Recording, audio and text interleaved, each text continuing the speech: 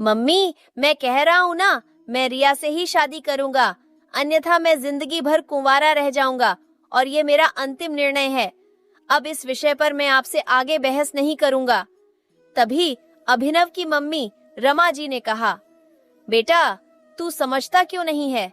हमने तेरे सामने रिया की जन्म कुंडली पंडित जी को दिखाई थी ना, और उन्होंने रिया की कुंडली में मांगलिक दोष बताया है। अब तू बता, सब कुछ पता होते हुए हम तेरी शादी एक मांगलिक लड़की से कैसे कर दे?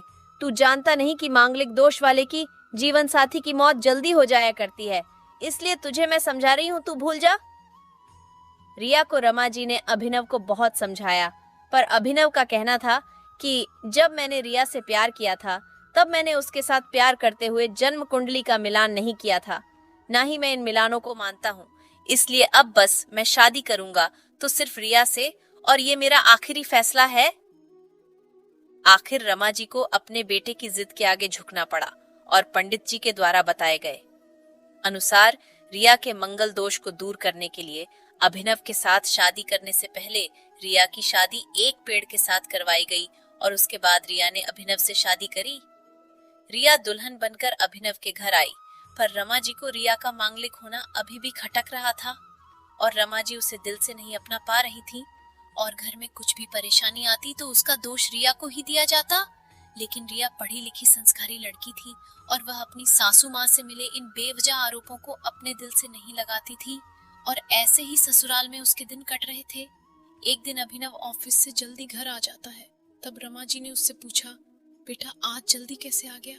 तब उसने बताया, माँ, आज सुबह से ही सिर दर्द और बहुत कमजोरी आ रही है, इसलिए ऑफिस में काम करने की हिम्मत ही नहीं हुई मेरी। तब रमा जी ने कहा, चल बेटा जल्दी कर, हमें डॉक्टर के पास चलना चाहिए। तब अभिनव और रमा जी डॉक्टर को दिखाने गए।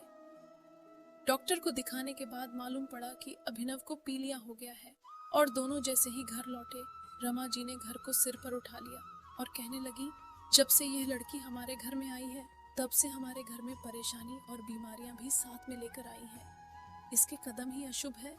अब देखो, इसका मांगलिक दोष हमारे बेटे पर भी असर करने लग गया है। कल को अगर मेरी बेटी को कुछ हो गया तो कौन जिम्मेदार होगा? तभी रिया ने कहा, मम्मी जी प्लीज, और कितना नीचा दिखाएगी मुझे? आज तक मैं चुप रही क्योंकि पापा ने यही सिखाया था कि बड़ों के आगे ससुराल में जवाब मत देना, पर आज तो आपने हद ही कर दी है।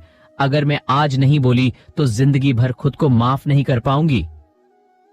मम्मी जी, अगर आप पंडित जी पर भरोसा नहीं करती थीं, तो उनके कहे अनुसार आपने सारी मांगलिक दोष निवारण की विधि क्यों करवाई? क्यों पहले आपने मेरी पेड़ से शादी करवाई? दोष मेरा मांगलिक होना नहीं है, बल्कि दोष तो मेरा आपकी बहू होना है, क्योंकि घर में जाने अनजाने में कुछ भी परेशानी आती है, उसको आप मुझसे जोड़ देती है। और जब कोई सास अपनी बहू से सिर्फ नफरत कर रही होती है, तब यह बहू दोष बेटे बहू को नहीं, पूरे परिवार को परेशानी में डाल देता है। और इस बहू दोष से मुक्ति भी सिर्फ सास ही दिलवा सकती है। बहू को अपनी बहू माने, उसे दिल से अपनाए, उसे भी सम्मान दे और ये महसूस कराए कि वह भी इस परिवार का सदस्य है। नहीं तो बहु दोष मांगलिक दोष से भी ज्यादा पीड़ादायक हो जाता है। रिया की कही हुई बातें रमा जी के दिल को झकझोर रही थी और उन्हें मन ही मन पश्चाताप भी हो रहा था। उस समय उन्होंने रिया को कुछ भी नहीं कहा। थोड़े दिन बाद अभिनव बिल्कुल ठीक हो गया और ऑफिस जाने लगा, और 1 महीने बाद अभिनव की सैलरी भी बढ़ गई। तब उसने घर आकर इसका श्रेय रिया को दिया तो रमा जी बोली, हाँ सही है बेटा, तू तो सारा श्रेय बहू को ही देगा। तेरी माँ का आशीर्वाद भी तो तेरी प्रगति के पीछे रहता है तेरे साथ, तू तो मुझे श्रेय देना भूल ही गया। तब अभिनव ने कहा, माँ, इस बार रिया का मांगलिक दोष मुझ पर और न ही मेरी तरक्की पर नहीं लगा। और माँ, जब हम बुरी परेशानियों का श्रेय रिया को देते हैं तो अच्छे कामों का श्रेय भी तो रिया को ही देना चाहिए, तो इसलिए आज का सारा श्रेय रिया को जाता है, अभिनव ने हंसते हुए कहा। तब रिया बोली, अभिनव, तो क्या तुम भी मुझे ऐसा समझते हो? तब अभिनव ने कहा, नहीं रिया, बिल्कुल नहीं, बल्कि मैं तो माँ को यह समझाना चाह रहा हूँ कि सुख दुख हमारे जीवन का हिस्सा है, और कभी जीवन में खुशियां आती हैं तो कभी गम भी आते हैं। इसके लिए हमें परिवार के सदस्य या अपनी बहू को दोष देना उचित नहीं है। तभी रमा जी बोली, बेटा सही कह रहा है तू, और तेरी तरक्की ही बहुत है। मुझे इस झूठे दोषों से बाहर निकालने के लिए आज मैं यह कसम लेती हूँ कि आज के बाद में रिया को किसी भी बात का दोष नहीं दूंगी। ये सुनकर रिया बहुत खुश थी, क्योंकि आज उसको उसकी सास ने मांगलिक दोष के साथ साथ बहु दोषों से भी मुक्ति दे दी थी।